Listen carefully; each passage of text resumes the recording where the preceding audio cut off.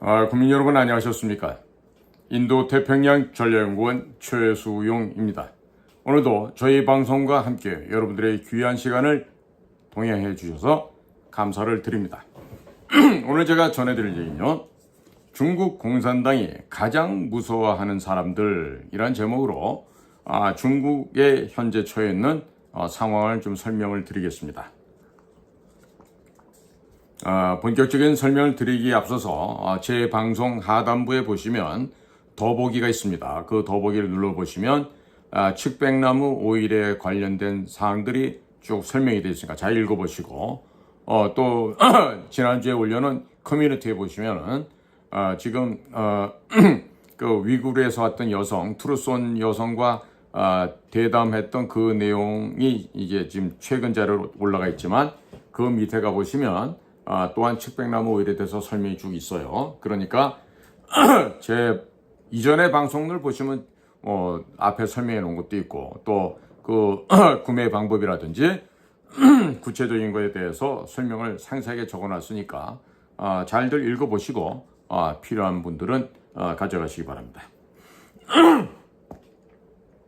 자, 국민 여러분, 중국 공산당은 1949년 10월 1일 정식으로 중화人民共和国라고 하는 중화인민공화국이란 국호를 내걸고 오송홍기를 국기로 하면서 마치 노동자 농민의 천국이 되는 것처럼 공산 정권을 총으로 시작하였습니다.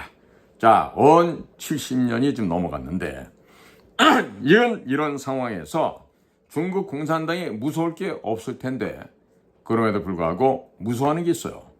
한번 알아볼까요? 2024년 금년 여름입니다. 중국 공산당이 가장 관심 갖는 일은 무엇이겠습니까? 당연히 국민의 삶일까요? 아니면 수출을 늘리는 일일까요? 아니면 뭘까요? 장기 적출하는 거라고요? 아닙니다. 당연히 첫 번째 목표는 공산당과 그들의 권력과 그들 자신의 목숨을 유지하는 것. 바로 이 안전 문제를 책임지고 여하이 공고하게 끌고 갈 수 있나? 이게 가장 큰 화두가 되겠죠. 자, 그렇다면 누구를, 어떤 조직을 가장 무서워하겠습니까? 자, 옛말에 물은 배를 띄울 수도 있고 엎을 수도 있다 그랬습니다. 수는 제주요, 수는 복주라고 했습니다. 중국식 표현을 하면요, 水能载舟,水能覆舟 이렇게 됩니다. 자, 이건 말처럼 중국 공산당이 가장 무서워하는 대상은 바로 다름 아닌 중국 인민들입니다. 자, 그간 국내외에 공개된 6가지 사실을 소개해 올리도록 하고 과연 왜 중국 공산당이 이를 두려워하는지를 아마 이해하시게 될 겁니다. 첫 번째로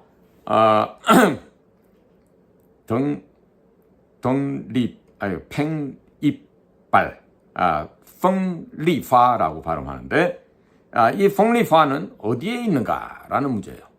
2022년 10월 14일 중국 공산당 제20차 전국 대표자 대회 3일 전 보안이 가장 철저하다고 하는 베이징 해전구 베이징시 하이덴区서통차오 거기 가시면 사통교라고 하는 그 인터체인지 같은 게 있는데요. 그 곳에서 전 세계를 놀라게 한 반공산당 사건, 사통교 사건, 즉 서통차오 사건이 발생하였습니다. 노란색 안전모에 작업복을 입은 남자가 이 사통교, 서통차오 좌우에서 긴 현수막을 걸쳐놓고 확성기로 밥을 달라, 자유를 달라, 선거를 달라, 시진핑을 파면하자라고 고함을 친 후 바로 12시 30분경 경찰차에 압송된 지 벌써 2년이 되었습니다만 아무런 소식도 그가 어디에 있는지 알 수 있는 바는 전혀 없었습니다. 두 번째입니다. 1989년 6월 4일에 발생했던 천안문 도살 사건이 있죠. 바로 6.4 천안문 사건인데 그 6.4 천안문 사건이 발생한 지 35주년이 되었지만 아직도 천안문 도살 학살 사건과 같은 것이 공산당에게는 두려운 것 같습니다.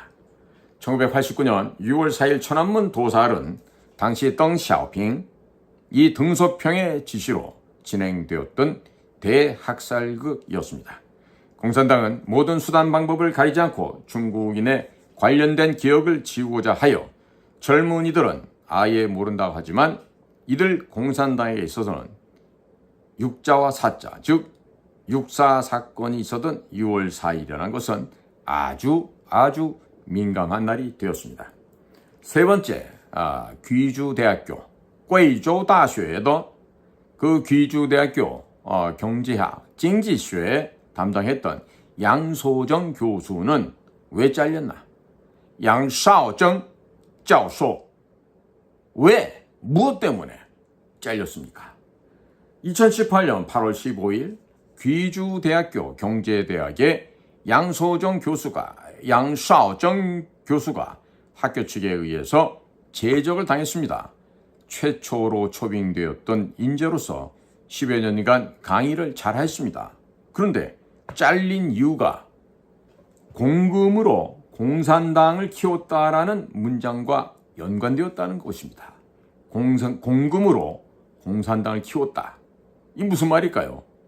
국민의 세금과 국유자산으로 모든 당원과 일부 비정당 사회단체 인원 등 총 2천만 명을 먹여 살리느라고 사회적 손실액이 20조 yuan, 우리 한국 돈으로 약 3,600조 원에 상당한 돈인데 우리나라 국가 1년 예산의 한 6년치가 되겠군요. 전 세계적으로 납세자 돈으로 정당을 먹여 살려면 몇 안 되는 나라다라고 주장을 한 것이었습니다. 자, 그 덕분에 이 양소정 교수가 잘렸는데요. 2021년 양회 기간 중에 전국 정협위원이고 또 섬서성 정협 주석이었던 이동옥, 리동위, 이 이동옥이 제안서에서 언급한 바에 의하면 2019년 어느 지방현의 관민 비율이 1대5로서 5명의 백성이 1명의 관리를 먹여 살리는 것으로 나타난 것입니다. 자, 이 사람도 양심에 의거한 진실을 말했다고 밥그릇을 박탈당하고 입을 막히게 되었는데요. 바로 이런 행위를 하는 것이 공산당입니다. 네 번째, 관리의 재산 공개는 하늘에 오르는 것보다 어렵다라는 이야기입니다. 왜 관리들의 재산 공개가 하늘에 오르는 것보다 어려울까요? 세계은행 통계에 의하면 153개 국가 및 지역이 관리들의 재산을 공시하는 제도가 있습니다.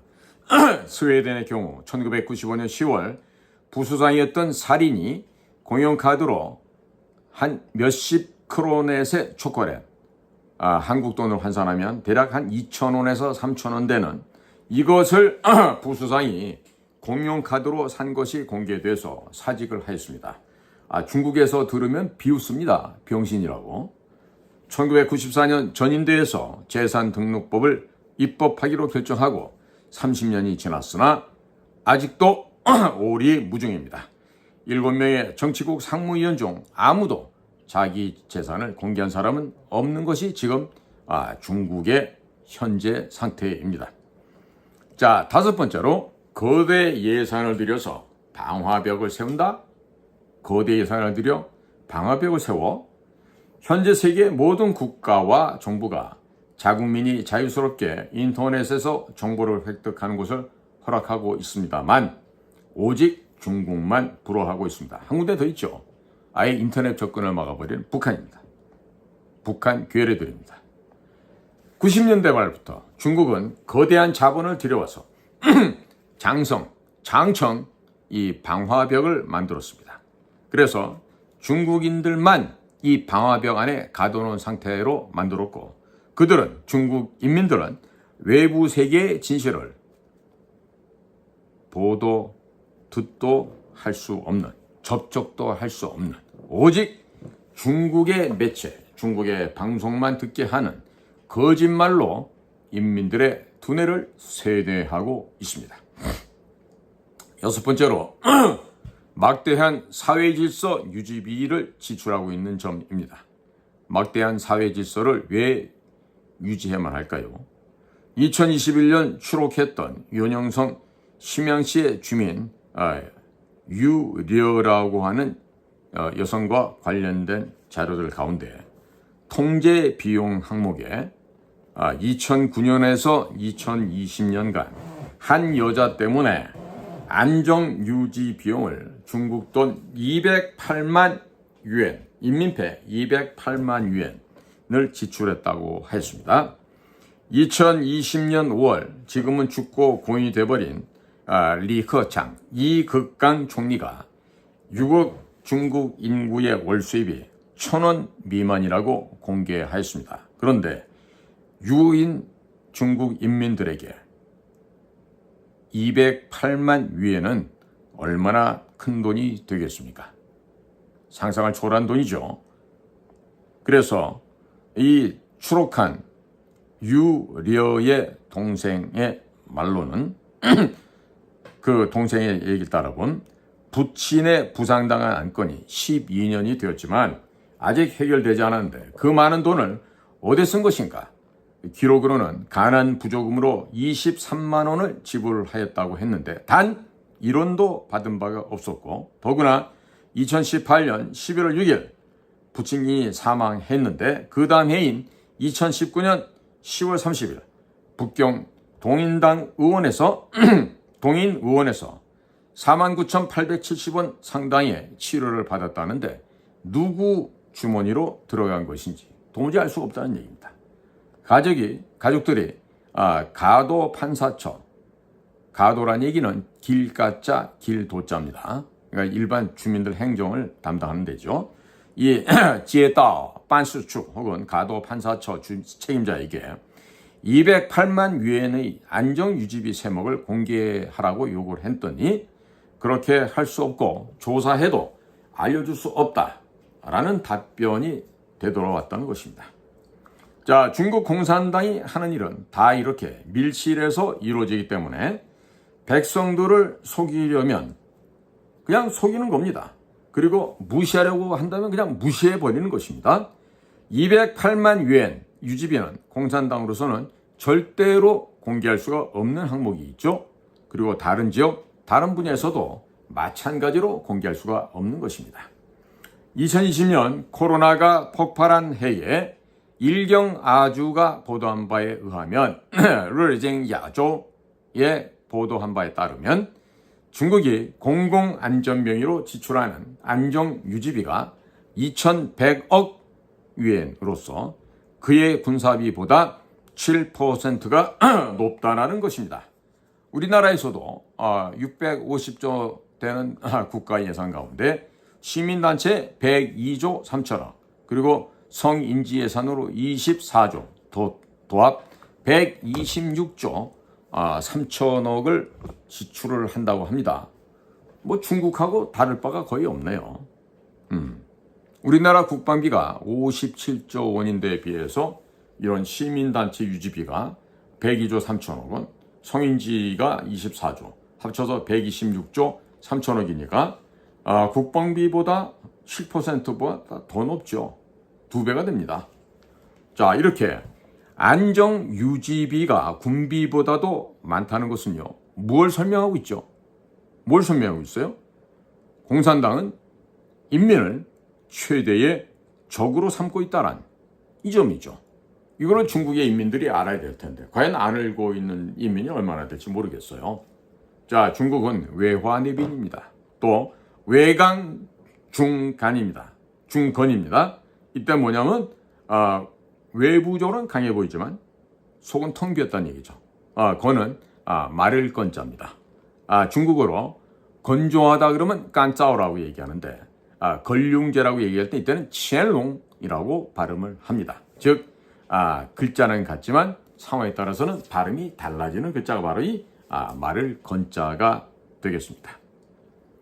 자, 국민 여러분, 지금 중국 공산당에 이와 같은 부패와 부정, 조작과 위작은 결국 내부적인 침몰을, 내부적인 내파를 조금 더 가속화시켜서 얼마 지나지 않으면 멸망할 수도 있다는 점을 알려주고 있죠.